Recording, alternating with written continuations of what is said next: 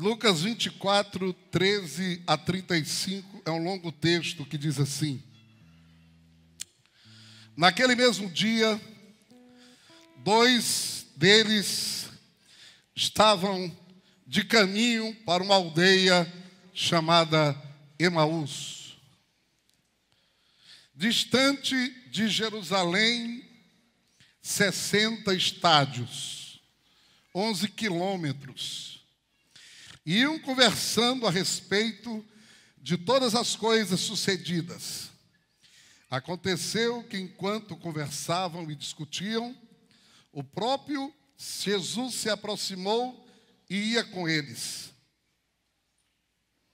Os seus olhos, porém, estavam como que impedidos de o reconhecer.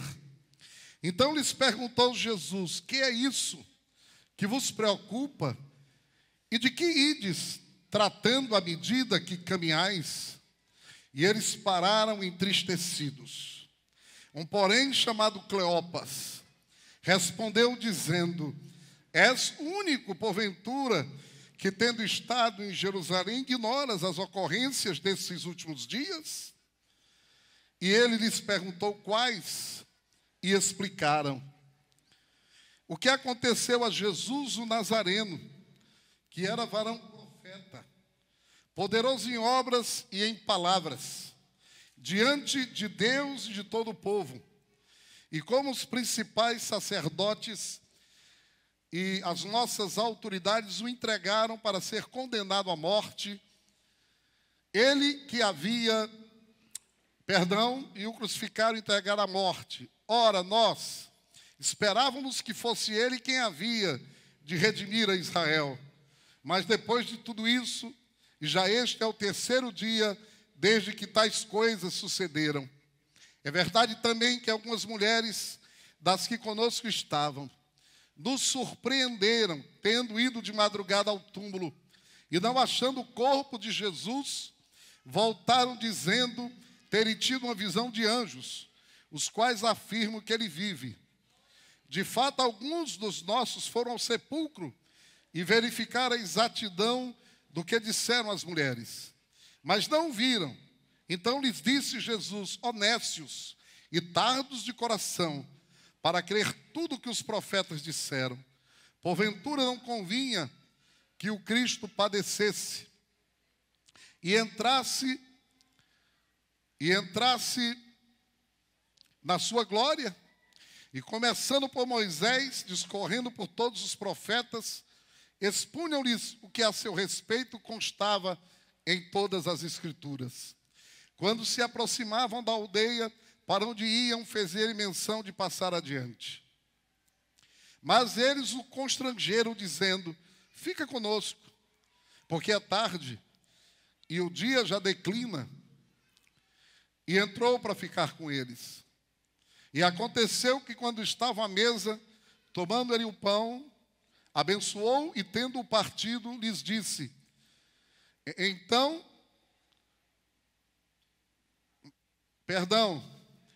se lhes abriram os olhos e o reconheceram, mas ele desapareceu da presença deles. E disseram um ao outro: porventura não nos ardia o coração quando ele pelo caminho nos falava, quando nos expunha as Escrituras? Na mesma hora, levantando-se, voltaram para Jerusalém, onde acharam reunidos 11 e outros com eles, os quais diziam: o Senhor ressuscitou e já apareceu a Simão. Então os dois contaram o que lhes acontecera no caminho e como fora por eles reconhecido no partir do pão. Aleluia, glória a Deus. Queridos, essa é uma narrativa longa que eu fiz questão de ler ipsilítere hoje aqui. O contexto do texto é que Jesus acabara de morrer. Mas também Jesus tinha acabado também de ressuscitar. E algumas pessoas já tinham ouvido a notícia de que ele tinha ressuscitado. Amém? E eu quero aqui chamar a atenção de vocês, nesse longo texto, nessa longa narrativa, para a última parte do verso 17, que diz assim: eles pararam entristecidos. E a pergunta que eu faço hoje, e eu queria que nós tivéssemos o máximo hoje de silêncio, e eu hoje resolvi nem iluminar o templo, porque eu quero que você não perca nada que seja dito aqui por abstração. Eu quero que você olhe para dentro de você hoje. Então, qual é a enfermidade mais universal? Hoje, a enfermidade mais universal, mais comum do universo. E eu diria para você, é a tristeza. Qual é a força mais destruidora da nossa saúde física? E eu diria para vocês que é a tristeza. Inclusive, existem doenças que são doenças psicossomáticas. Psico é a mente, soma é o corpo. Doenças da mente, que não só atingem a mente, a alma, mas também o corpo. Pessoas quando estão tristes, a pressão pode subir. Pessoas quando têm uma tristeza, podem infartar. Pessoas que estão tristes têm mais propensão a ter câncer, a ter infecções graves, porque o sistema imunológico das defesas cai. Por isso que a Bíblia diz que um coração alegre é um bom remédio, mas o espírito triste, ele seca os ossos. Queridos, qual é o sentimento mais ameaçador da nossa existência? E eu respondo para vocês, é a tristeza. Qual é o patrimônio mais perverso que você pode guardar dentro do seu coração? E eu lhe responderia que também é a tristeza. Qual é a sorte e qual é o destino que ninguém quer para si, nem quer para aqueles que amam? Eu diria também para vocês hoje aqui que também é a tristeza.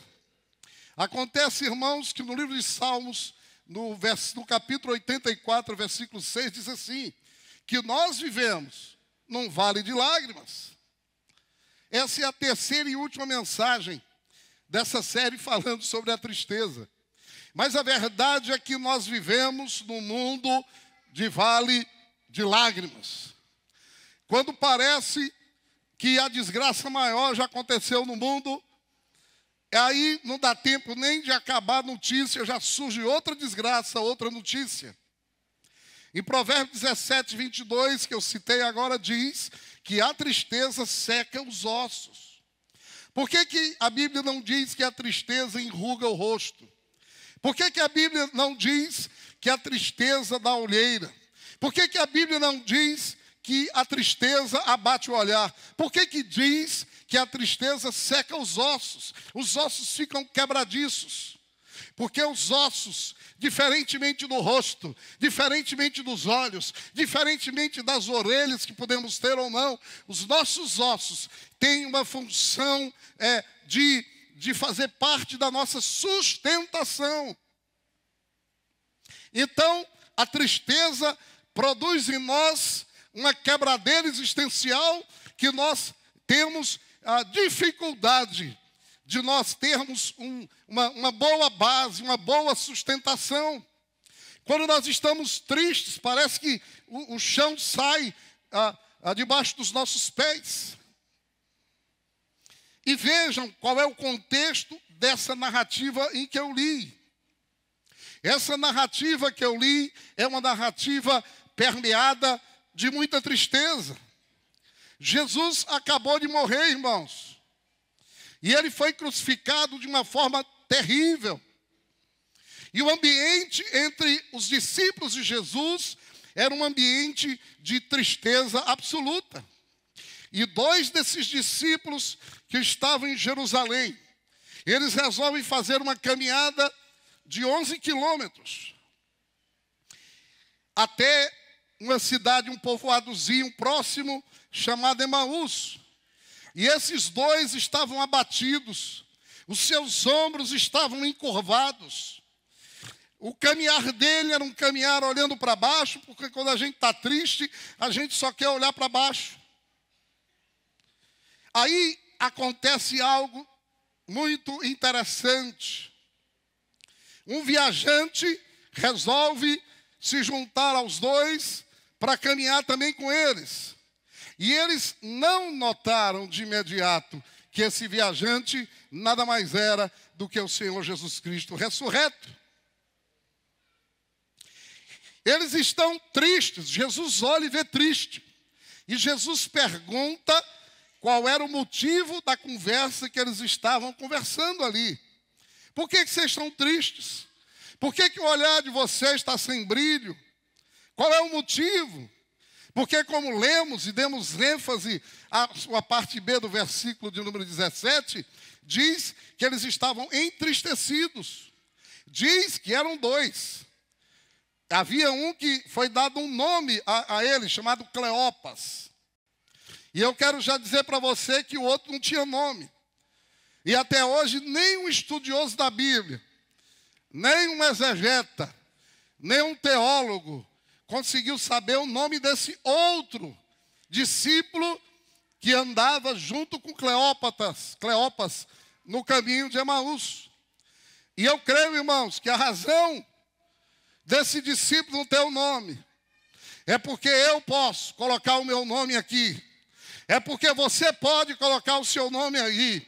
É porque você que está lá atrás pode colocar a Maria, o seu nome aí.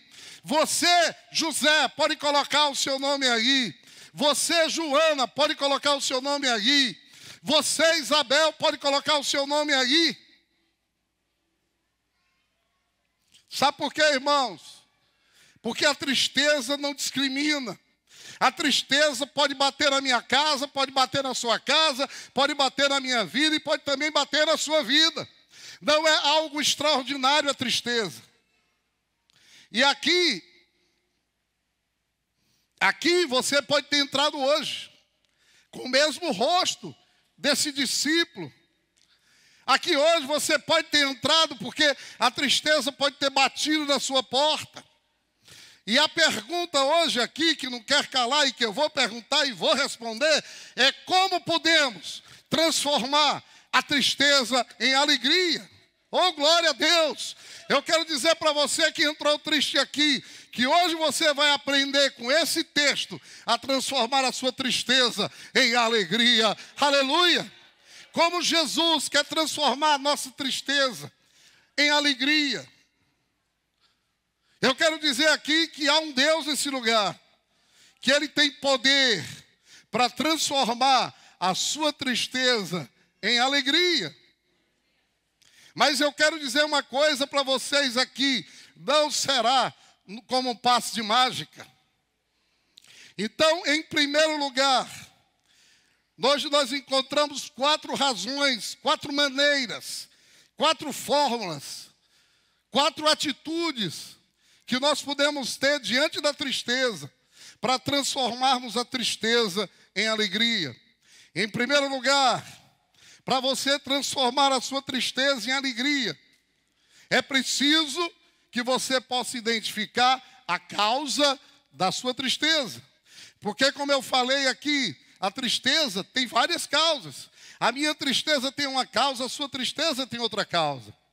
Você precisa hoje aqui, à luz da palavra, à luz da exposição ao poder dessa palavra, a unção que há nessa palavra, a presença do Espírito Santo aqui, e o Espírito Santo habita aqui, porque o Espírito Santo habita em mim e habita em você. O Deus, Senhor, vai hoje lhe revelar qual é a causa, qual é a raiz da sua tristeza. Porque para você sair daqui hoje, ao invés de triste, sair para experimentar a alegria, é preciso que hoje você possa identificar por que você ficou triste. É preciso que você possa se esforçar hoje É preciso que você tenha coragem hoje, para que você possa identificar a causa dessa tristeza. Porque foi essa a pergunta que Jesus fez. E eu gosto de Jesus, por muitas razões. Porque Jesus falava pouco e dizia tudo. Dá um glória a Deus. Já Paulo, para dizer alguma coisa, ele fala muito. Mas Jesus, quando queria comunicar alguma coisa, ele falava pouco. Ele disse assim: quem não tiver pecado, que atire a primeira pedra. Ele desarmou com poucas palavras aqueles demônios legalistas. Porque o evangelho não é legalismo, irmãos. O evangelho é graça. O evangelho é graça que transforma. O evangelho é graça que muda. O evangelho é graça que liberta. O evangelho é graça que lhe conduz a uma vida de obediência, de alegria em obedecer. Aleluia, Jesus. Olhou para um ladrão, salafrário, bandido, um 7-1, um caba pequeno que subiu numa árvore. Ele disse: Zaqueu, desce agora, mas desce depressa, cara. Porque hoje convém que eu vá pousar na sua casa. E quando Jesus entrou na casa de Zaqueu, aí Jesus disse: verdadeiramente a salvação entrou nessa casa. Aleluia. E quando Jesus viu aqueles discípulos entristecidos, qual a pergunta que Jesus fez? Jesus perguntou para eles: por que vocês estão assim? E essa indagação de Jesus não é uma mera indagação de alguém que está especulando. Sabe aquela pessoa que não quer ajudar, ela quer fofocar, ela quer saber da sua vida? Quantos estão entendendo? Não quer ajudar, ela quer saber, porque é curiosa. Por que é que hoje você chegou triste da igreja? Por que você está cabisbaixo? Por que no louvor você não abriu a boca, meu irmão? Mas não é para ajudar, é apenas para especular. Mas a pergunta de Jesus não é especulativa, porque Jesus jamais perguntaria algo a alguém se não fosse com a intenção de ajudar, se não fosse com a intenção de amar, se não fosse com a intenção de transformar, se não fosse com a intenção de libertar, se não fosse com a intenção de mudar a vida daquela pessoa.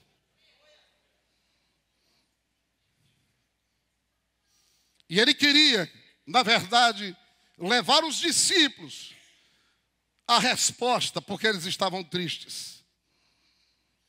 E eles tinham a resposta. Eles disseram: é porque Jesus morreu. Mas várias pessoas estavam tristes com a morte de Jesus. Judas ficou triste. Por quê? Porque ele foi responsável por ser o traidor de Jesus. Pedro ficou triste. Por quê? Porque Pedro teve uma atitude de deslealdade, de infidelidade com Jesus, quando ele nega Jesus 3 vezes, antes que o galo cantasse. Já Maria Madalena ficou triste, porque as razões de Maria Madalena eram razões de grande amor, de grande afetividade, que aquela mulher pecadora, transformada e mudada pelo poder que há no nome de Jesus.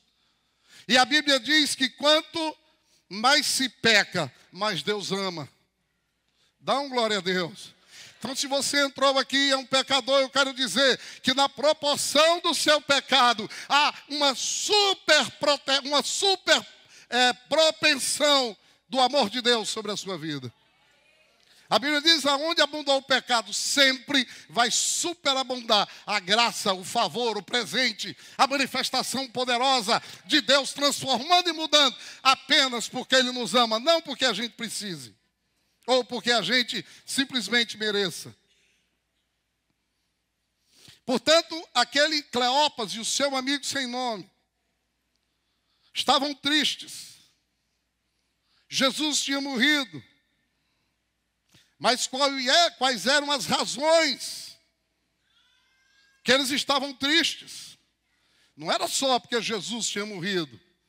O fato é que Jesus morreu. Mas, como eu falei, Judas estava triste por um motivo Pedro por outro, Madalena por outro. E qual era o motivo da tristeza daqueles dois discípulos? E aí eles disseram para Jesus qual era o motivo. Porque eles esperavam um Jesus rei, um Messias que ia libertar o povo de Israel escravizado pelos romanos, mas libertar do ponto de vista político, do ponto de vista econômico. Só que Jesus não veio para isso.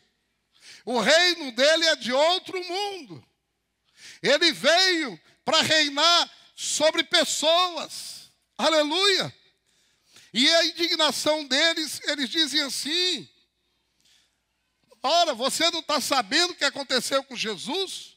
Jesus era um varão, um profeta, cheio, poderoso em obras e palavras diante de Deus e do povo. E vocês não sabem que os principais sacerdotes e as autoridades, eles entregaram Jesus para ser morto. Esse Jesus que havia de redimir a Israel. E depois já está no terceiro dia que tais coisas se sucederam. Então, eles esperavam algo de Jesus, que Jesus não correspondeu àquelas expectativas. Eles não estavam tristes porque negaram, nem porque traíram, nem por uma questão afetiva. Eles estavam tristes porque eles tinham uma expectativa em Jesus. E Jesus não supriu as expectativas que eles tinham no coração deles. E aqui vem uma das grandes causas pelas quais as pessoas ficam tristes. Porque elas esperam algo que é irreal. Porque elas estão esperando um conto de fadas. Porque elas estão esperando algo que nunca virá. E enquanto as suas expectativas forem irreais, enquanto as suas expectativas forem maiores do que a normalidade, nada e nem ninguém vai poder tirar de dentro de você essa tristeza. Às vezes chega no meu consultório um menino gordo. A mãe diz: olha, esse menino não come. E eu digo: eu nunca vi vento engordar. Não come esse menino. Eu digo: como é que ele está gordo desse jeito, comendo o vento, não engorda?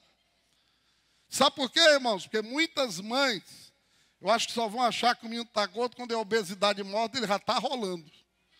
O que acontece? Elas estão sofrendo e o menino está bem.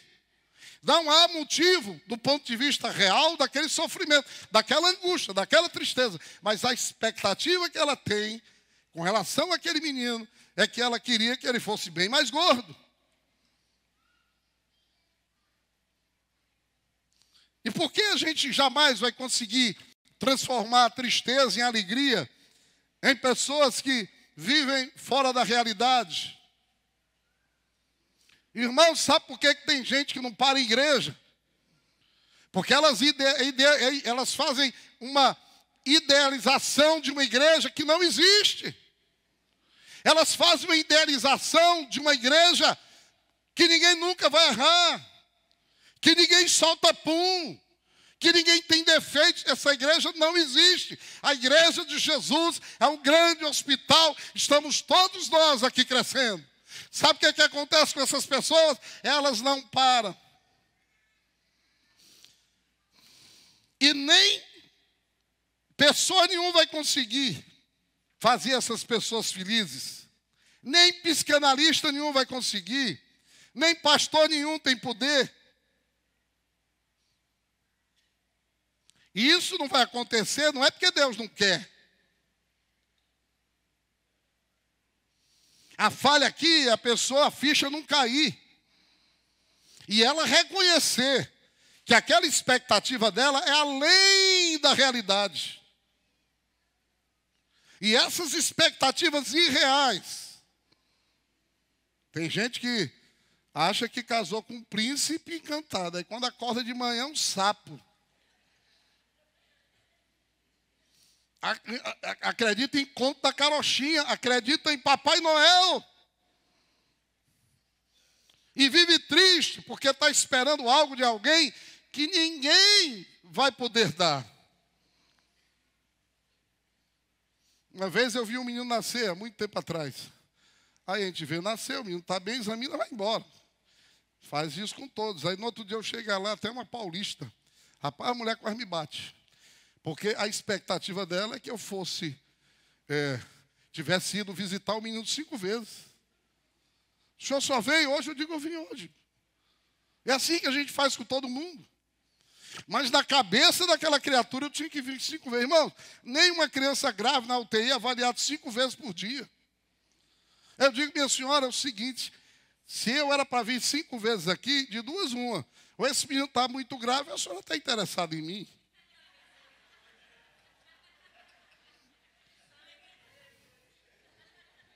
Foi. O obstetra nunca mais me chamou, perdi o obstetra. Mas não perdi a piada. E como é que eu sou curado disso? Tratando as expectativas.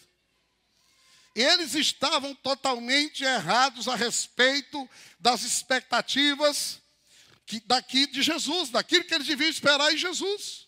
Jesus não veio para ser, o Messias não veio para ser um salvador político, social, um ativista social. Não, não.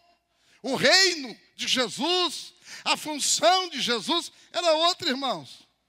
Um dia ele disse, de quem é essa moeda aqui? Pois dá a César o que é de César, mas dá a Deus o que é de Deus. Quais são as expectativas que você tem tido e que tem trazido tristeza no seu coração? Você queria ser o Bill Gates? Você queria ter uma mulher diferente? Ou você queria que o seu marido fosse diferente? E muitas vezes as nossas expectativas são irreais. E nós sofremos porque nós estamos vivendo fora da realidade. Muitas pessoas estão tristes porque idealizavam uma família, uma ideia de família. E aí quando começa a ter os problemas, irmãos, Jesus só botou 2 no Éden, e os 2 já deram trabalho. Quando começa a ter os problemas reais, eles dizem assim, olha, eu nunca achava que pudesse acontecer com a minha família. Quando uma pessoa passa por uma traição dentro do casamento, ela diz, poxa vida, eu pensei que pudesse acontecer com todo mundo, menos comigo. Quando é acometido de um câncer, diz assim, olha, mas jamais eu acharia que eu ia ter esse câncer. Jamais eu acharia que pudesse ter um acidente comigo, na minha casa. Jamais eu podia imaginar que o meu filho pudesse morrer prematuramente. E aí acontece alguma coisa com o filho e diz assim, mas olha, eu sou um crente. Eu sou um cristão. Por que os meus filhos estão assim? A raiz disso é porque a sua expectativa é irreal. É porque a sua vida não linka com a realidade. E aqui nesse texto tem algo mais grave ainda. Mais grave do que ter apenas uma expectativa falsa. Eles chegaram a uma conclusão errada. Muitas vezes nós constatamos as coisas certas, nós contrastamos as coisas verdadeiras, mas nós tiramos conclusões equivocadas. Veja que eles chegaram à constatação certa a respeito de Jesus. Que Jesus era profeta ungido de Deus, que ele era poderoso em palavras e em obras. Então, na cabeça deles, aí foi a conclusão errada. A constatação é certa, mas a conclusão é errada. Aí eles disseram, mas não é possível que um homem que é tão poderoso, que é um profeta, possa ter uma morte tão horrenda. E acontece isso muito com a gente.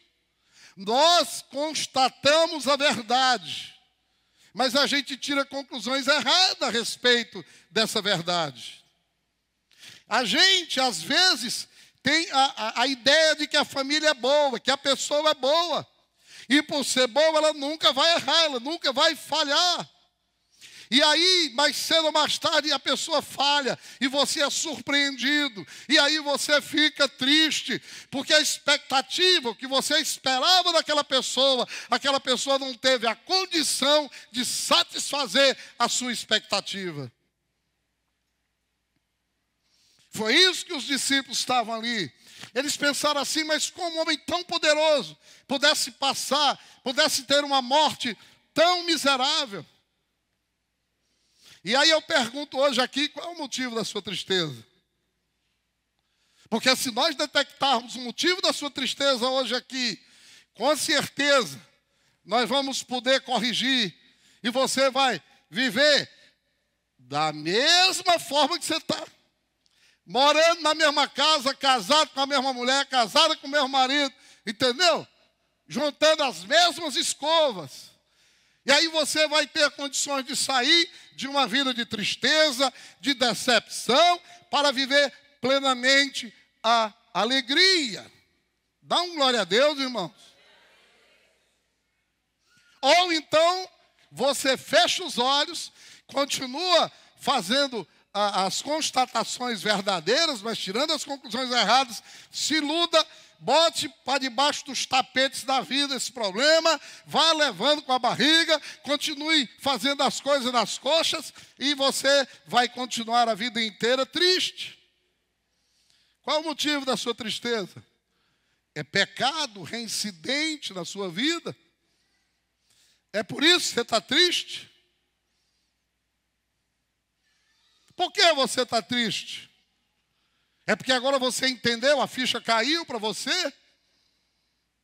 Essa semana eu tive uma aula de novo nascimento com a minha filha, Estela está sentada ali. Sexta-feira, eles chegaram atrasados na escola. E chegaram atrasados não por culpa deles. Raramente é por culpa deles. Raramente não é por culpa deles. Raramente é porque eles dormem tarde e eles acordam, têm dificuldade de acordar. Mas naquele dia não foi por isso. E eu fiquei meio irritado, né? Mais uma vez aquela situação. E eu falei duro com eles. Aí a Esther disse assim, mas pai, é o seguinte, é verdade que eu tenho mesmo feito isso. Mas eu quero dizer que eu estou me corrigindo. Dá uma glória a Deus. Eu quero dizer que eu vou me corrigir. Eu quero dizer que eu vou mudar. E é isso que você precisa fazer hoje aqui. Porque se é pecado, eu quero dizer que a tristeza, segundo Deus, produz o arrependimento. E que pior do que o pecado, pior do que a situação, é você ficar negando as coisas ruins que você faz na sua vida. Você está triste, meu irmão? Eu quero dizer que Deus não é gênio da lâmpada. E eu quero logo tirar a ilusão da sua cabeça, porque não existe pote de ouro no arco-íris. Desconfie das coisas que vêm rápido, porque as coisas que vêm rápido vão rápido também. Tudo em Deus é um processo. E Deus quer hoje enxugar as suas lágrimas. Deus quer, na verdade, parar a sua tristeza. Mas Ele só fará isso quando você tiver a coragem de enfrentar e de deixar e de negar a si mesmo para as causas da sua tristeza. E aí os dois discípulos perceberam a causa das suas tristezas. Perceberam que eles estavam frustrados porque tinham colocado a expectativa errada. E aí Jesus foi ensiná-los isso.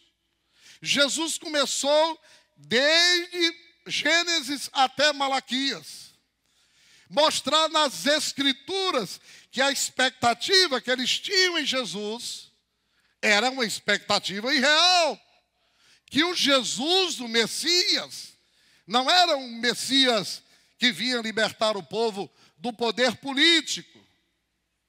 E que para que o povo pudesse ser liberto do pecado, Jesus teria que passar por tudo que passou, inclusive por aquela morte horrenda de cruz.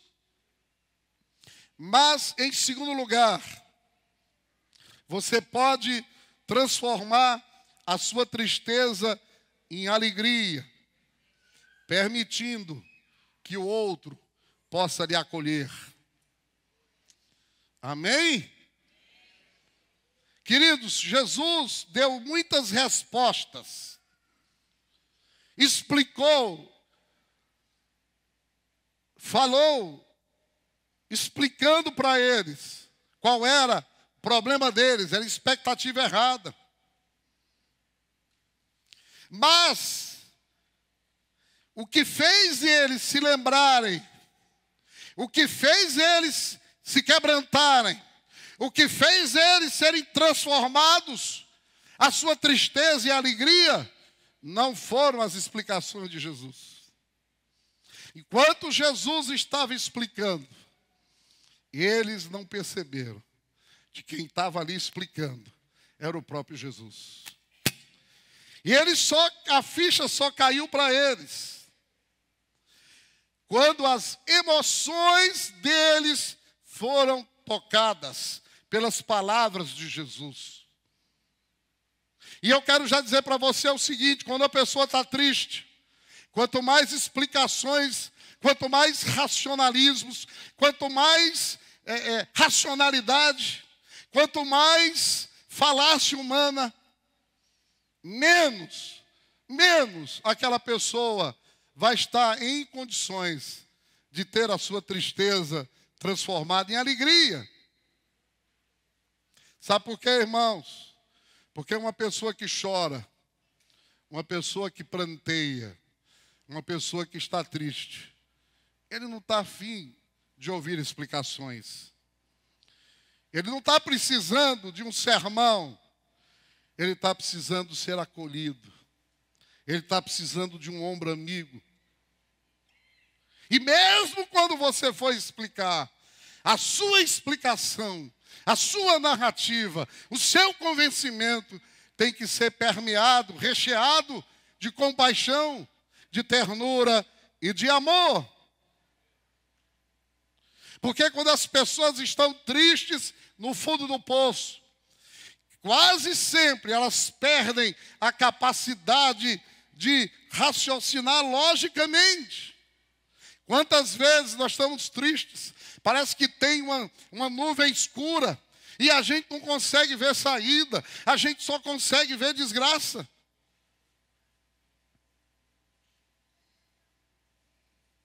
Então, o que aconteceu para que os discípulos, a ficha pudesse cair? É porque eles se lembraram das muitas conversas amorosas e carinhosas que Jesus teve com eles.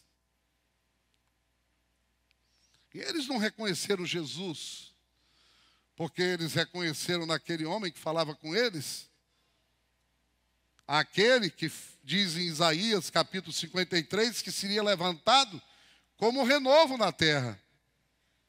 E nem eles reconheceram naquele homem Jesus. Porque em Malaquias diz que Jesus se levantaria como o sol da justiça. Não, irmãos. Não foi através de explicações, nada disso. A Bíblia diz que enquanto Jesus explicava, eles sentiram algo diferente no coração deles. Porque o coração deles ardia, queimava. Quando Jesus falava, eles sentiam um arrepio na pele deles de vez em quando. Enquanto Jesus falava, algo tocou-lhe nas emoções. Porque eu quero dizer para vocês que quando as pessoas estão tristes, elas não precisam de milagres. As pessoas, quando estão tristes, elas precisam de carinho, elas precisam de alento. Sabe por quê, irmãos? Porque o povo de Israel estava escravizado no Egito. por cerca de 430 anos. 60 mil homens, fora mulheres e crianças. E eles saíram do Egito, debaixo de uma manifestação poderosa do poder de Deus em 10 pragas. Para sair do Egito, eles viram a manifestação do milagre de Deus quando o Mar Vermelho se abriu. Quando eles chegaram à fronteira de Canaã, o rio Jordão, que estava caudaloso, teve também que se abrir. Durante os 40 anos que estiveram no deserto, a Bíblia diz que de dia fazia calor, mas havia uma nuvem protegendo aquele povo do sol. E de noite fazia muito frio, e a Bíblia diz que vinha uma coluna de fogo para aquecer o povo. E se eles precisavam de alimento, todos os dias chovia maná dos céus. E se estavam com sede, eles falavam para a rocha e saía água da rocha. E para que eles não sofressem nenhum impedimento, as roupas não se desgastaram, não envelheceram, os sapatos não se desgastaram. Mas mesmo assim, tudo era motivo de reclamação, motivo de murmuração. Por isso é que eu digo aqui na autoridade do nome de Jesus, você não está precisando de um milagre. Por isso é que as igrejas que ficam produzindo, entre aspas, milagres, as igrejas que estão produzindo, entre aspas, prosperidade rápida e gratuita, essas igrejas, elas não conseguem fazer a maior de todos os milagres, que é tirar a tristeza do coração do homem e colocar nesse mesmo coração alegria.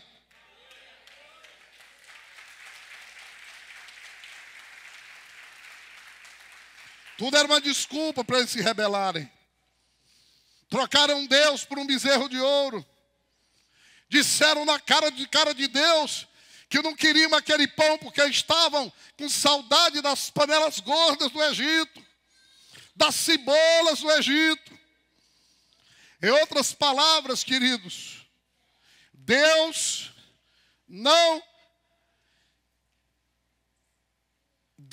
conseguiu impressionar aquele povo, mas não conseguiu satisfazê-los. Você pode estar aqui hoje triste, porque toda manifestação de Deus em torno de você tem lhe impressionado. Mas você não é uma pessoa satisfeita com a vida que você tem, com o marido que você tem, com a esposa que você tem, com o emprego que você tem, com a vida, com a igreja, com o pastor, com o discipulador, com a célula que você tem. Sabe por quê, irmãos? Porque a satisfação não tem a ver com coisas. Irmãos, a alegria não tem a ver com dinheiro. A alegria, a satisfação não tem a ver com carro novo. A satisfação não tem a ver que a sua esposa que vai ser a fonte da satisfação. A satisfação de verdade tem a ver com relacionamento. A satisfação tem a ver com pessoas que não lhe amam. Porque a pior coisa do mundo é você viver debaixo de um teto com uma mulher rixosa. Tudo é motivo para ela reclamar. A Bíblia diz que quando a pessoa não está bem, até o doce vira amargo, até as virtudes se tornam defeitos. É terrível você conviver com uma pessoa chata debaixo do mesmo teto, vira um purgatório. Porque quando a gente ama, quando a gente quer bem, a gente não quer explicações. A gente quer sim. Não é um ambiente que vai gerar explicações, mas um ambiente que vai gerar emoção. O que aqueles homens queriam não era explicação. Quando uma pessoa está triste, pastor Paulo não quer alguém que vai explicar, não. Ele quer alguém que lhe dê carinho. Ele quer alguém que lhe dê um ombro. Ele quer alguém que não lhe acuse. Ele quer alguém que lhe levante. Ele quer alguém que diga, meu irmão, pode sim. Minha irmã, tem jeito sim. Porque a última palavra, a última letra, a última folha da sua vida não está sendo escrito hoje e nem será amanhã. Aleluia. Glória a Deus. E naquele instante eles se lembravam de que Jesus falava com ternura e com amor.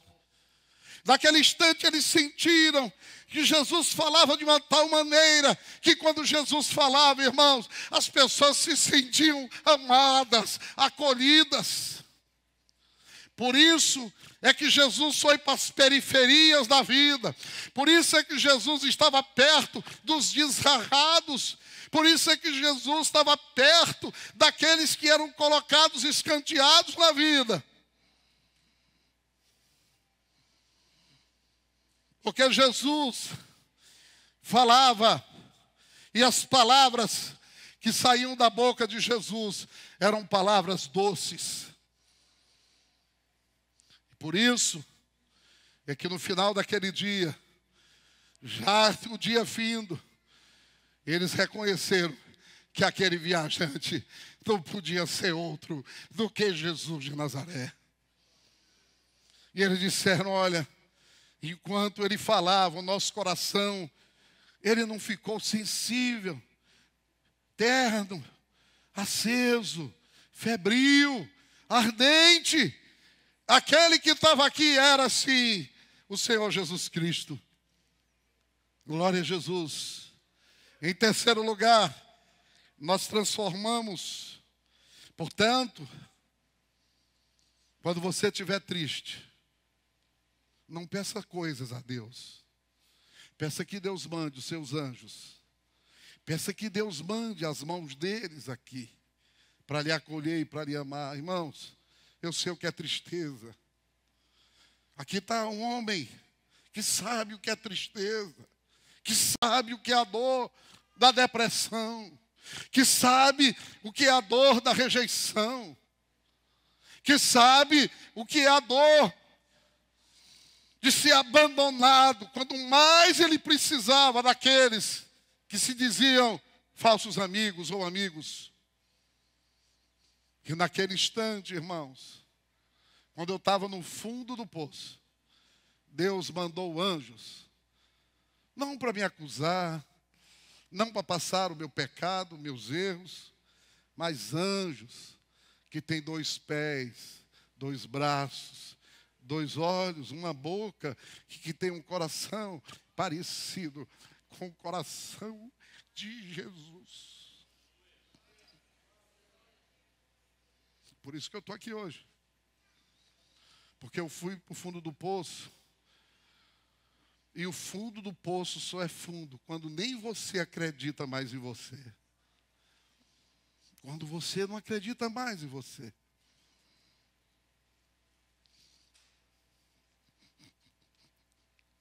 Eu não vou nem falar. Eu não vou nem citar. Porque eu não quero chorar. Faz tempo que eu não choro. Mas eu só estou aqui. Porque no fundo do poço, Deus não operou milagre. Eu não fiquei mais rico. Eu não fiquei mais próspero. Eu não fiquei mais inteligente, mais bem vestido. No fundo do poço, Deus não mandou um pote de ouro para mim, nem um carro novo, nem uma casa nova, nem uma roupa nova. Ele colocou na minha vida pessoas falhas, mas que tinham um coração muito parecido com o coração de Jesus, que me levavam para a praia. Eu gosto de entardecer para jogar frescobol comigo, irmãos, olha.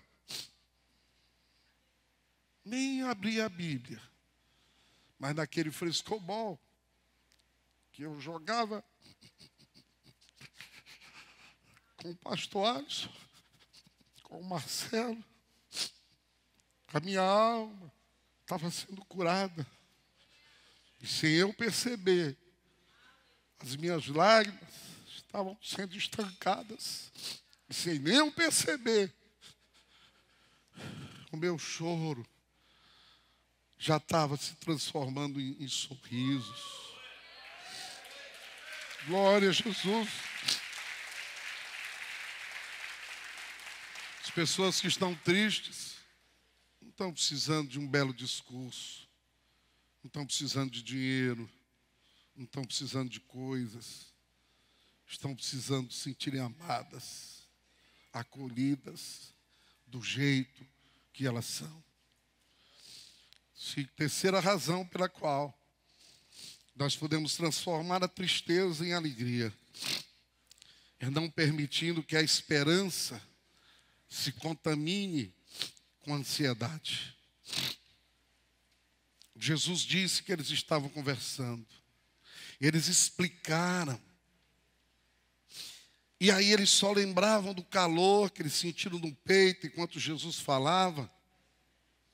Mas eles disseram para Jesus: olha, a gente está triste, porque hoje é o terceiro dia que ele morreu. E nada aconteceu. E aí Jesus disse: ó Cleopas, ó Raimundo, ó Antônio, é o terceiro dia.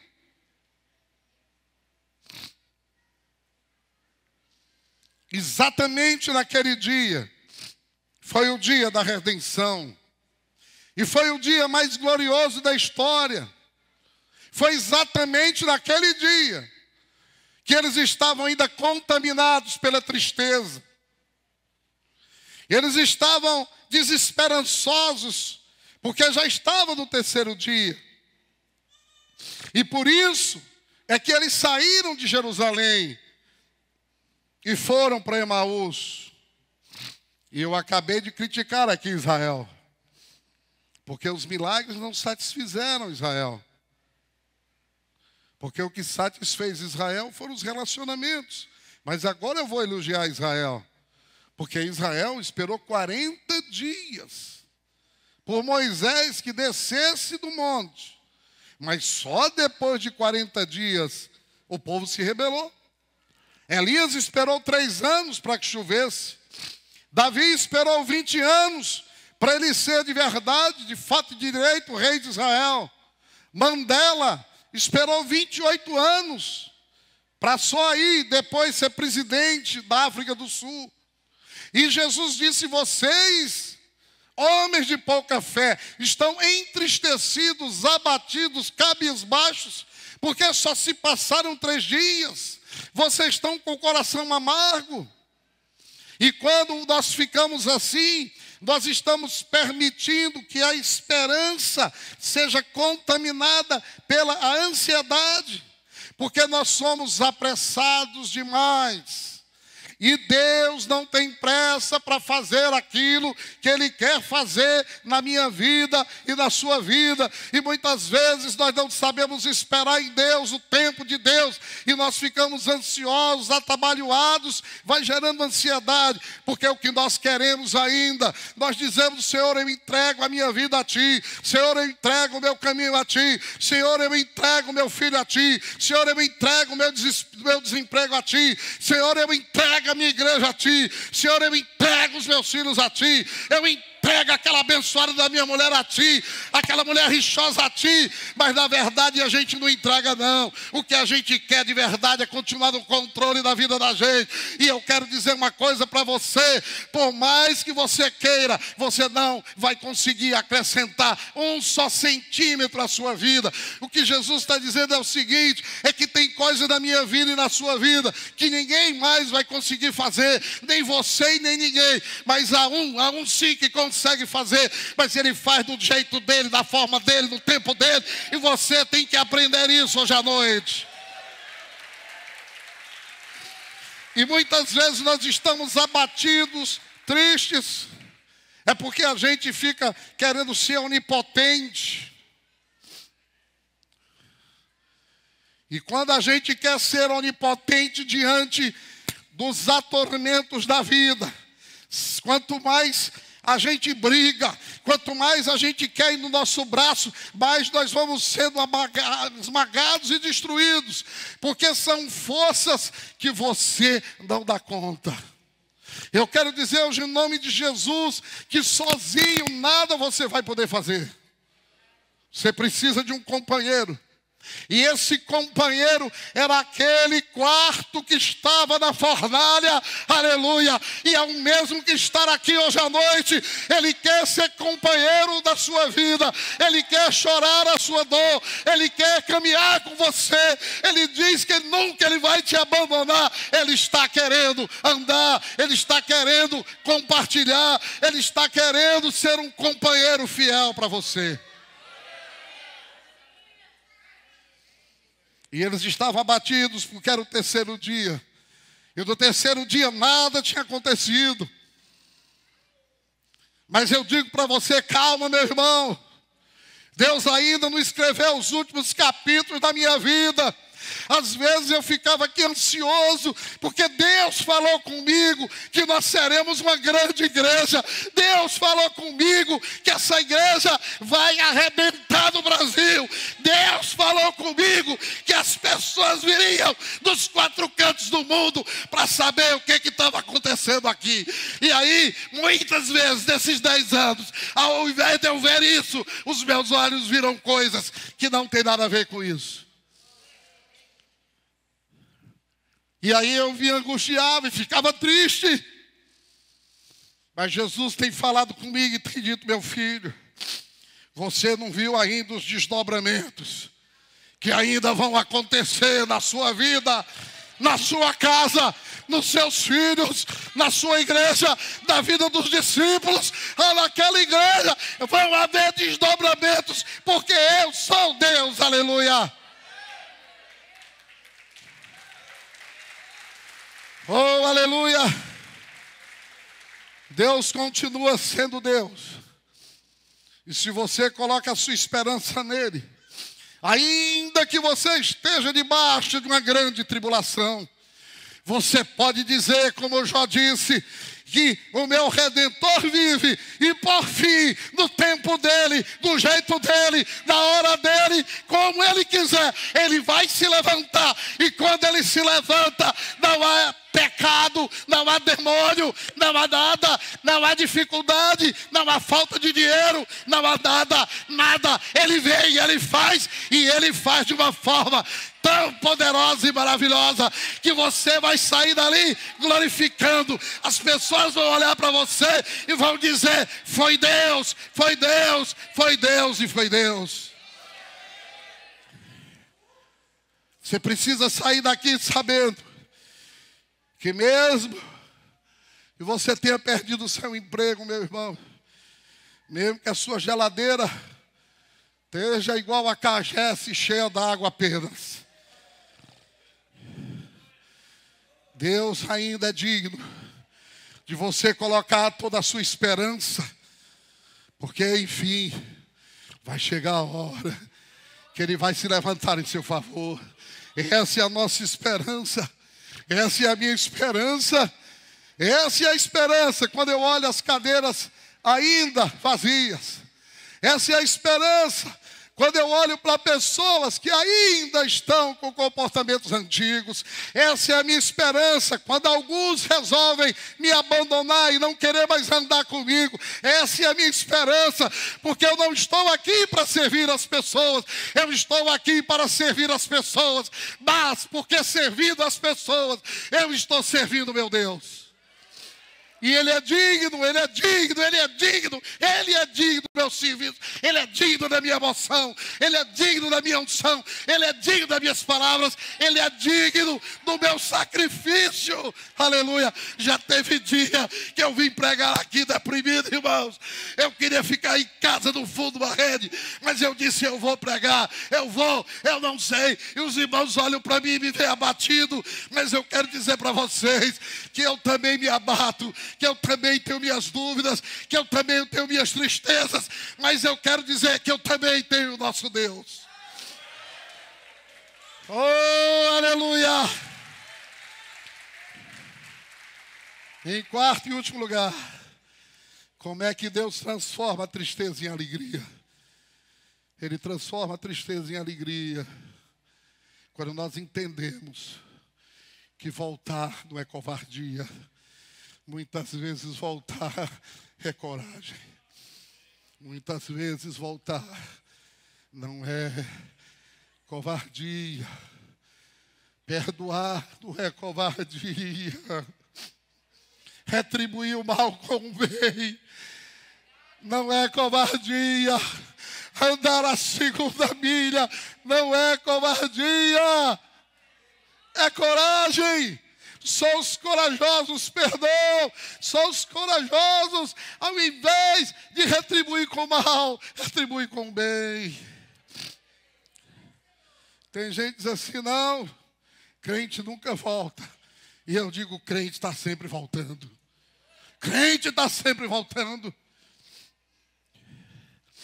Jesus fez menção de voltar. E eles disseram, não, fica com a gente. Precisamos de ti. E eles aqueceram. Foram jantar. E o gesto de Jesus jantando. Quando Jesus partiu o pão, eles reconheceram que era o Senhor. Quando Jesus partiu o pão, eles disseram, é o Senhor. E quando eles reconheceram, Jesus não tinha mais nada que fazer ali. E aí Jesus desapareceu. Porque Jesus, ele não desperdiça palavras. Jesus não desperdiça atitudes. Jesus não desperdiça argumentos. Há momentos que ele vai te colocar no colo, meu irmão. Mas vai ter momento que ele diz, agora você vai marchar sozinho. Agora você vai enfrentar esses gigantes no meu nome. Mas você vai com pedras. Você vai com uma funda. Você vai de uma forma que as pessoas vão olhar para você e vão dizer, esse cara está doido. E você vai de uma maneira que o mundo vai dizer assim, mas não, assim não vai dar certo. Mas se você for porque ele mandou, pode ir. Que o que mandou, ele se responsabiliza de fazer aquilo que jamais você poderia fazer. Eu acho que Cleopas, depois daquela experiência, diga assim, quem tem experiências com Deus, muda, retrocede, perdoa.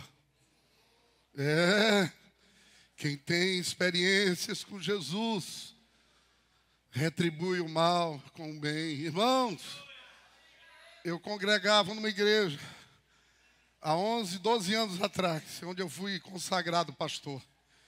Eu converti aos 16 anos, mas só aos 42, pela misericórdia de Deus.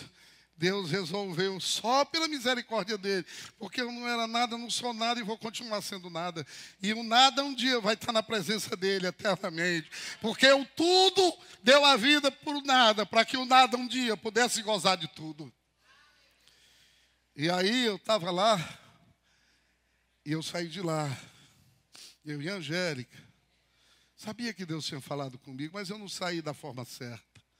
Eu não saí da forma direita.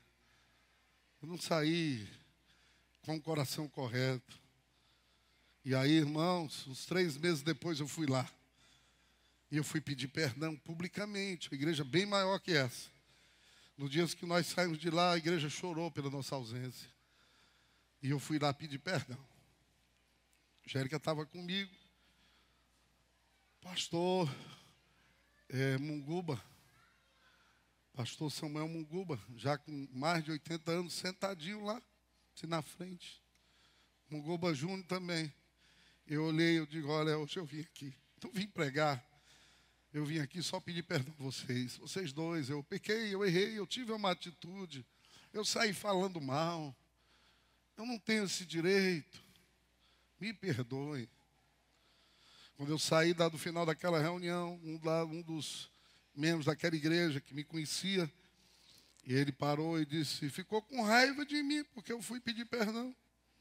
Irmãos, as pessoas estão erradas, pensam que estão certas, e por isso a ficha não cai, para que elas se arrependam e peçam perdão. Perdão é grandeza.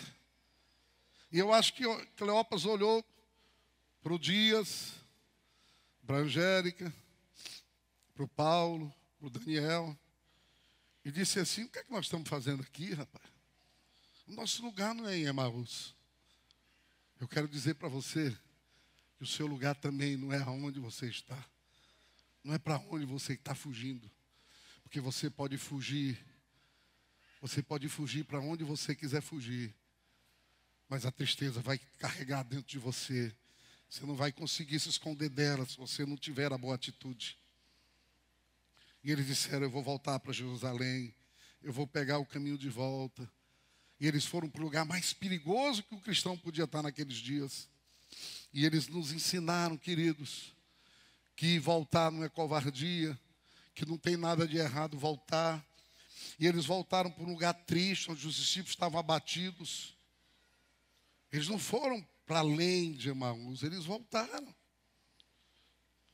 Eu quero dizer para vocês que retroceder em nome do que é correto, em nome do que é íntegro, em nome do que é justo, e dizer: errei, a gente estava na estrada errada, e dizer a si mesmo e aos outros, pode salvar a nossa alma da tristeza e pode transformá-la em alegria. E você pode me perguntar: pastor, como é que você tem tanta certeza? Estou terminando, irmãos. Por que é que eu tenho tanta certeza que aqueles homens, a partir daquele dia, eles não eram mais tristes, mas ficaram alegres? Eu tenho 4 evidências. 4 evidências. Eles se tornaram homens alegres. Versículo 31. Porque aquela experiência deu àqueles homens uma nova sensibilidade. Muitas vezes nós somos tristes porque nós somos insensíveis, porque nós somos brucutus, porque a gente quer tudo do jeito da gente. A gente é cabeção, cabeçudo, torrão. E diz assim: então se lhes abriram os olhos e o reconheceram, mas ele desapareceu da presença deles. Preste atenção, os olhos abriram. Você precisa abrir seus olhos hoje para coisas que só Jesus pode fazer você enxergar. Sabe qual é o grande problema que nós temos? É porque os nossos olhos foram fechados lá atrás pela dor, pela decepção, pelas falsas expectativas, pelos falsos irmãos, pela expectativa que você tinha a respeito de seu pai, e o seu pai, ao invés de ser o seu herói, foi o seu vilão. Eu quero dizer uma coisa para você aqui hoje. As pessoas podem errar com você, mas a falha das pessoas com você não lhe dá o direito de falhar com elas. Seu marido pode ter lhe traído, minha irmã. Sua esposa pode ter lhe traído, meu irmão. Alguém pode já ter lhe abandonado, mas isso não dá o direito de você trair, de você falhar, de você abandonar. Você precisa abrir seus olhos como eles abriram. E pessoas que têm uma visão espiritual das coisas são pessoas alegres. São pessoas que, apesar de serem abandonadas, elas são capazes de se alegrarem até no abandono. Elas são capazes de entender que o abandono também faz parte da vida. Ou você só quer as alegrias do cachorro, não quer que o cachorro morra um dia? Ou você quer só a força do boi e não quer o cocô do boi para limpar? Você só quer a alegria de ser uma mãe, você não quer pagar o preço por ser uma mãe? Não, irmãos, não é assim. Seus olhos precisam abrir para você ver brilho, ainda que haja escuro. Seus olhos precisam abrir para você ver esperança quando ninguém vê. Porque você precisa olhar com os olhos de Deus. Eu acho engraçado quando Eliseu estava com Geazi, sitiados pelo exército inimigo, os caras armados até os dentes. E Geazi foi acordar o profeta Elias. Eliseu, acorda, hoje nós vamos morrer, o negócio está brabo aí do lado de fora. Aí Eliseu fez uma oração e disse: Senhor, faz esse homem ver como eu estou vendo. Faz esse homem ver como o Senhor está vendo. Abre os olhos dele para que ele possa ver uma realidade que ele não estava vendo. Sabe por que muitas vezes nós estamos entristecidos? Porque a vida vai fazendo com que a gente fique insensível, vai fazer com que a gente fique com carapaças, vai fazendo com que as nossas emoções vão sendo perdidas, a gente vai perdendo a capacidade de se emocionar, de chorar e de sorrir, e vai ficando pessoas azedas, amargas. Quando abriu os olhos, ele viu que o exército que estava entre eles e o inimigo, que era o exército de Deus, era maior do que o exército do inimigo. E ele disse assim: maior são os que estão comigo do que os que estão com eles. Eu quero dizer que quando os seus olhos se abrirem, você vai ver que não importa a situação que você esteja, nunca você vai estar numa situação de desvantagem. Mesmo na dor, mesmo no câncer, mesmo na perda do emprego, mesmo nas perdas, você vai estar sempre ganhando. Porque a minha Bíblia diz que aquele que teme a Deus e vive segundo o seu propósito e ama a Deus, todas as coisas acontecem para o seu bem. Todas as coisas acontecem para o seu bem. Aleluia. Segunda evidência, está no verso 32. Porque ali Jesus deu uma percepção real do coração deles. Que o coração deles não era o que eles pensaram. Que o coração deles não era um coração duro, mas era um coração de carne. Porque mesmo no meio daquela dor, aquele relacionamento com Jesus fez com que o que havia de tristeza no coração deles, agora não há mais tristeza, agora há um queimar, há uma queimação, há um ardor, há uma emoção, há uma palpitação. O coração quase vinha pela boca. Jesus começou a falar, eles começaram a relacionar. Sabe qual é o seu problema, meu irmão? É que ao invés de você ir para os pés de Jesus na dificuldade, ao invés de você vir para a igreja na dificuldade, ao invés de você procurar o seu discipulador na sua dificuldade, você dá as costas para Deus, dá as costas para Deus, porque enquanto você estiver aqui perto da gente, há nesse lugar uma unção de cura, há nesse lugar uma unção de livramento, há nesse lugar uma unção de alegria, há nessa palavra uma unção de esperança, há nessa boca um cântico novo, há uma adoração, há uma alegria que vai lhe contagiar, que vai lhe preencher e que você vai sair daqui muito, muito melhor do que você entrou. Disseram um ao outro: porventura não nos ardia o coração quando ele pelo caminho nos falava, quando nos expunha as escrituras. Irmãos, eu não sei vocês, mas eu quero ter essa emoção que esses homens tiveram. Eu não sei vocês, mas se esses homens que estavam tristes ao se relacionar com Jesus, a tristeza transformou numa emoção positiva. Santa tristeza, abençoada tristeza, louvável tristeza, a tristeza que toca o coração do meu Deus e que faz com que um coração triste se transforme num coração que palpita e que bate forte.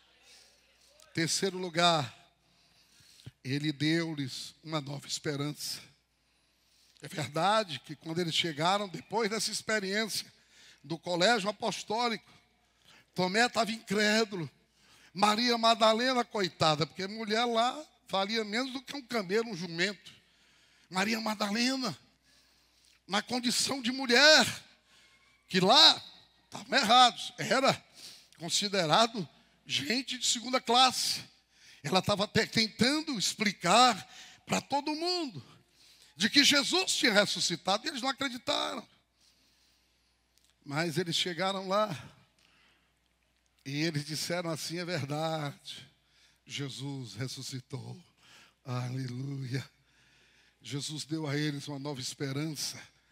Querido, quando você disser para Deus que é verdade que o meu Redentor vive, e no fim ele será levantado sobre a terra, no fim ele será levantado sobre a minha vida, sobre a sua vida. E quando Jesus é levantado, ele vai transformar, ele vai mudar, porque você serve a um Jesus que vive, você serve a um Jesus que a partir dali foi lá no inferno, pegou as chaves do inferno. O capeta nem dono do inferno é, aleluia, nas suas mãos. E é nessas mesmas mãos que ele quer colocar a minha vida e a sua vida. E aí a partir daí a sua expectativa muda, o seu coração muda, o seu sorriso aparece e a sua esperança começa a fluir como rios de águas vivas, aleluia.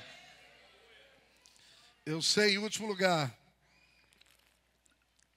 que Jesus transformou a tristeza dele em alegria, porque Jesus deu a eles um novo sentido de vida. Sabe por que muita gente está boiando aí no mundo? Porque não tem um sentido de vida. Porque se você não tem nada que você está fazendo, que vale a pena você morrer por aquilo que você está fazendo, também não vai valer a pena você viver por aquilo que você está vivendo. Se aquilo que você está fazendo não é algo tão importante, que vale a pena você morrer, vale a pena você se sacrificar, não vale a pena você viver também. Versículo 35 diz: então os dois contaram o que lhes aconteceram no caminho, e como fora por eles reconhecido no partir do pão. Queridos, para 120 pessoas, eles chegaram lá e contaram o que tinha acontecido com eles no caminho. E aqui está a máxima, o suprassumo, o propósito. O propósito de eu estar aqui e de você estar aqui é que Deus quer lhe usar para você ter experiências com Ele. E as suas experiências com Ele, você vai contar para o seu vizinho, você vai contar para a sua esposa, você vai contar para os seus discípulos, porque o que transforma não é o que você sabe, o que transforma é aquilo que você vive, o que transforma não é aquilo que está na sua mente, o que transforma é o que queima dentro do seu coração.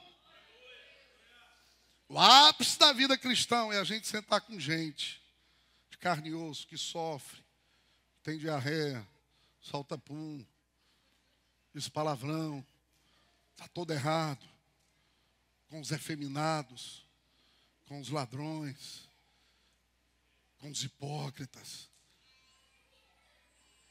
com gente assim, e nós contarmos para essa gente o que Jesus já fez comigo e aquilo que Ele já fez com você. A partir daquele dia eles tiveram uma nova sensibilidade, e quem tem uma nova sensibilidade também tem uma nova esperança. E quem tem uma nova esperança também tem uma nova motivação. E que motivação é essa? Que sensibilidade é essa? Para que essa motivação?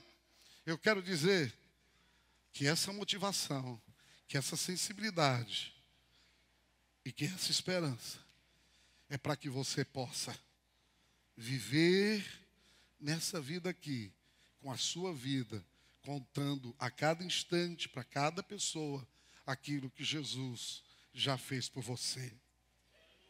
Incorpore tudo isso na sua vida. Eu garanto que a sua vida vai ser diferente. Eu quero que vocês fiquem de pé, porque eu quero orar por você nessa noite. Quero orar pela sua vida. Pai bendito e santo, eu sei que eu não sou nada. Eu sou um pecador, pisador de bola, pisador de tomate. Eu sei que eu estou longe, Senhor, mas hoje a Tua palavra foi pregada. E eu quero Te agradecer pela Tua palavra. Eu quero Te agradecer porque o Senhor nunca desistiu de mim, Senhor. Porque hoje o Senhor não desistiu de mim, apesar do dia de ontem. Porque o Senhor continua investindo, acreditando, querendo caminhar comigo mesmo quando eu me encontro triste, sem esperança, com o coração endurecido, sem sensibilidade, sem vontade, sem desejo de estar com o Senhor. Senhor, eu Te louvo porque não foram os discípulos que foram procurar Jesus, foi Jesus que foi procurar Teu encontro com aqueles 2 discípulos. E ficou registrado, para que dessa escritura nós pudéssemos tirar várias razões, motivos, para nós transformarmos a nossa tristeza na mais completa alegria. E eu quero Te pedir agora, Senhor, que é isso que o Senhor tem feito e está fazendo comigo. Porque eu sei, Senhor, que isso não é um passe de mágica. Porque eu não me engano achando, Senhor, que isso é algo que vai acontecer da noite para o dia. Porque eu sei que é um processo. E nesse processo tem dias que nós estamos mais perto do Senhor. E mesmo assim terão dias que nós vamos achar que o Senhor já foi embora. Mas ensina-nos, Senhor, o caminho da perseverança. Ensina-nos que nós temos que nos levantar todos os dias. Aquele dia que a gente não vai ter vontade, desejo, mas nós vamos levantar e dizer: eu sei que o meu Senhor vive e que mais cedo ou mais tarde eu vou ser curado. Mais cedo ou mais tarde esse pranto, essa tristeza vai se transformar em alegria. Ensina-nos, dá-nos discernimento para que a gente possa mapear a nossa tristeza. Dá-nos, Senhor, a clarividência para que a gente possa olhar para dentro de nós mesmos e sabermos por que estamos tristes. Faz com que todos os dias, Senhor, o Senhor nos incomode e nos pergunte: o que é que você está conversando? Porque muitas vezes na tristeza só nos resta conversar conosco mesmo. Felizes são os discípulos de Emaús, porque não estavam só, eram dois.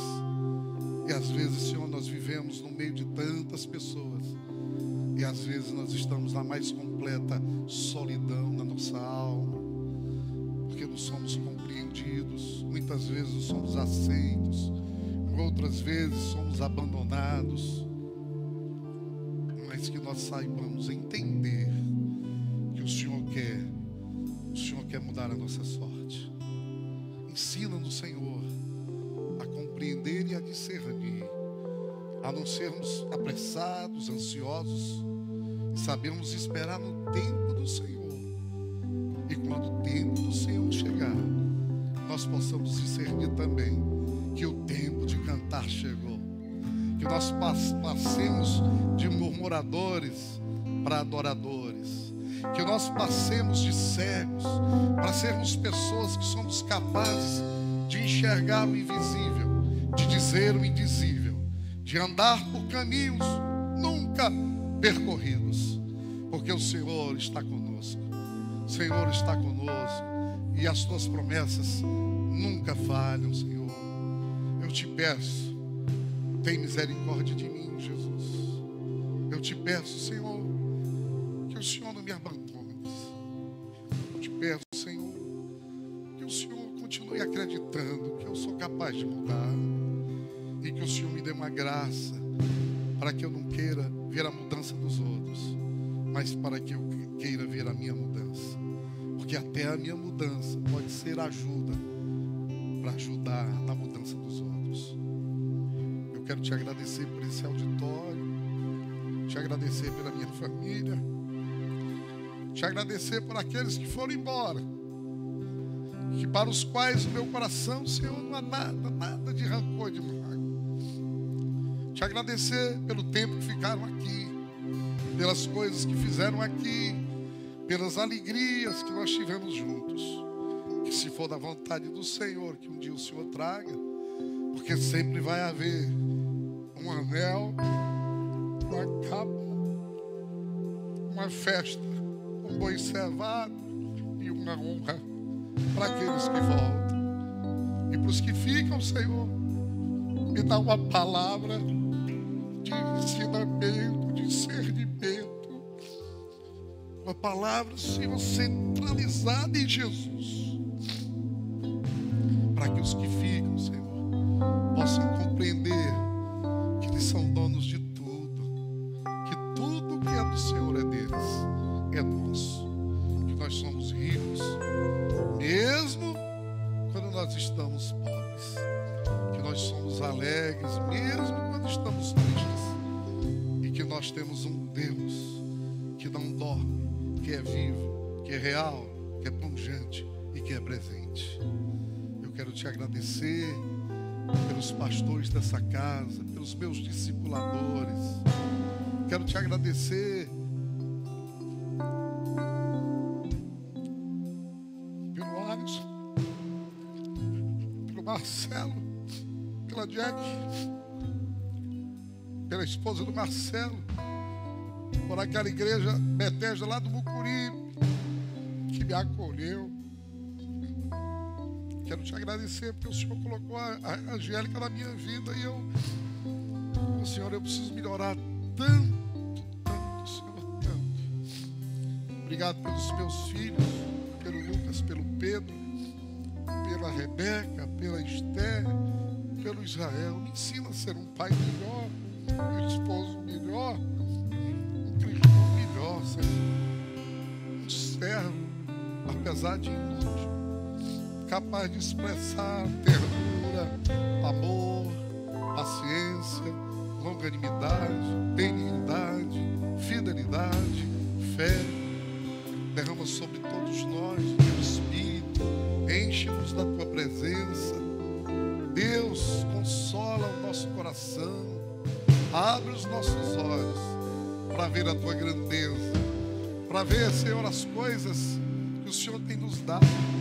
Que não sejamos oradores, que sejamos adoradores, que sejamos homens e mulheres de Deus nessa terra, para que a gente possa salgar essa terra e para que a gente possa ser farol e luz para aqueles que andam perdidos.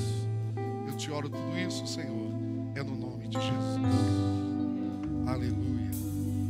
Glória a Jesus. Glória a Deus. Glória a Jesus nessa noite. Glória a Jesus nessa noite. Aleluia.